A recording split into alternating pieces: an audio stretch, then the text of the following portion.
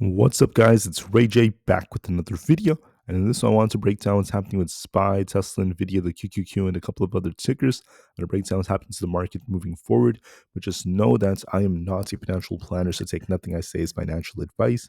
And also, if you guys can, please smash the like button. It not only benefits me, it benefits the entire community as a whole. Anyways, let's talk about what's happening with the market. So, one thing worth mentioning is the fact that the market's trying to rebound this morning, doing a decent job. However, there is one problem, and that is we have a lot of data coming out that could affect whether we get a bounce or not. So, I'll be watching to see what kind of reaction we get. Now, starting things off, we have stocks like Tesla. Tesla has this news that's come out that at least as far as the future goes, the NHTSA is opening another probe into about 2.6 million Tesla vehicles after reports of some crashes linked to its actually smart summon driverless feature were reported. So they're going to be doing this big investigation, and it's not the best of news for them as the NHTSA is constantly checking on Tesla and reporting things like this. So we'll see what they find, but just know that that's why Tesla's a little bit weak this morning compared to the markets. Tesla's more red, whereas the market's in the green during the pre-market. Now, even though the market's in the green during this pre-market session, just know that at 10 o'clock a.m. Eastern Standard Time, we have the ISM Services PMI, the JOLTS job openings report, ISM Services business activity, employment, new orders, and prices all coming out. So some jobs numbers to understand, how the overall labor market is looking. And we also have the ISM Services reports, which tends to cause more volatility because services are very important for our economy. I would say to look, look for some high volatility at 10 o'clock a.m. and we'll see what that leads to. Besides that, we have very, very minor earnings coming out for Tuesday and Wednesday, so just keep that in mind. Anyways, let's talk about what's happening with Tesla. So I just wanted to say that as of right now, okay, looking at the markets, Tesla, of all things, is a little bit weaker, unfortunately, with all this negative news coming out, all the news about this probe and such. That's making lower highs. Tesla hit 425 as we predicted, but then it rejected. It was not able to hold above that. So it does look a little bit weaker, especially as we have this imbalance to fill. We're looking at 402 as the main support. If that fails us, we could be tipping closer to 394. If that fails us, we're looking for essentially 385 as our target. If we reclaim 410, we're looking for essentially 416. But overall, we have not been able to do that. So this is favoring downside a bit more for 402, then eventually 394. As far as SPY goes, we are in a range. So we have this left shoulder, we have a head, and then we have a right shoulder that have been forming. So we'll have to see what this leads to. However, if SPY breaks 602, we could invalidate the head and shoulders and start pumping a lot more to new all-time highs. If we reject and we can't do that, we're looking for a dip back down. Now, SPY is trying to push right now, but we do have this trendline of resistance in the 597.5 area. If that breaks, we're looking for 598 and then 600 as our potential targets, or a little bit under that. If we can't break this resistance, we could be turning back down. So if we do get a rejection, look for 595. We got to hold that, or else this could be dumping to fill this gap back down to 592. Why am I uncertain? It's because this data is coming out, so we just have to see what kind of reaction we get. So please be prepared for that, just to be safe. Will we pump and then get this big rejection, or do we break past 600 and 602? Remember, if we break 602, we're bullish. If we reject and we can't do that and lose 595, we turn more bearish. We're looking for 592 or below to fill that gap. For ES, we're technically on a downtrend, making lower highs. We want to see ES break past 6,000 and 60. That's where this trend line happens to be. If we break this, we could be looking for 6,100 as a potential target. If we hit this and reject, we're looking for our support at 6,000 flat. If that fails us, we're looking for a dip to about 5,980. So this might push a little bit, but then we'll see if we get a rejection or not. Again, yesterday we pumped to the trend line and rejected. So we'll see if we do the same thing. It all depends on the data. So look for an attempt to push for 6,040, eventually 6,060, but then we'll see if we get a rejection after that or not. For Nvda, Nvidia's been pumping very well.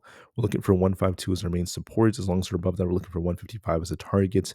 So it has more upside potential. For Bitcoin, we are dipping a bit. So we're looking to see if 100,000 holds. If not, we're looking for 99,700 and 98,000 flats. So I'll be watching those two supports. Overall, I think it's doing a good job, but we'll see if we get that rejection back down to 99,700. For other factors out there, we have NQ, for instance. So this looks a bit more bullish. We're holding up above our key trend line. So as long as we hold this, we could be attempting to push for 21,800. And if we lose this, we could be tipping to 21,600. So it's in the middle so far, kind of going back and forth. I think there's a good chance we try to push higher for 21,800 or above. I think this looks a little bit more bullish. Might attempt to push initially to the 21,800 area, but then we will see if we get a rejection thanks to this data or not. So this data is going to be coming out. We could push first, and we'll see if we get a rejection back down to 21,600 or not. So watch that very carefully. Same thing with the QQQ. So we're holding about 525 quite well. As long as that holds, we're looking for 528 as our target, then 531. If we push just to start things off, we'll be watching to see if this data causes us to continue that push into the 530 range, or if we reject off like 526 or so and start turning back down. If we lose this trend line of support, if we lose this and we start losing 522, we could be looking for 520, then 518 to fill this gap. There is this gap over here. There's a gap to fill down here. So if we push a bit, we could come down. If we lose the trend line, then we're looking for our 50 EMA at 520, then 518 is our supports. So it should push upon open, but then we'll see what kind of reaction we get with the data coming out. So please keep that in mind. Same thing with Aapl. We're technically on a downtrend. We're looking at 241 as our main support. As long as that holds, we're looking for a rebound for 244. But if 241 breaks, we turn more bearish for essentially 240 flat or below. So we're barely at support at 241. We're hoping for a small bounce to about 244. But then we'll see what happens with the data coming out.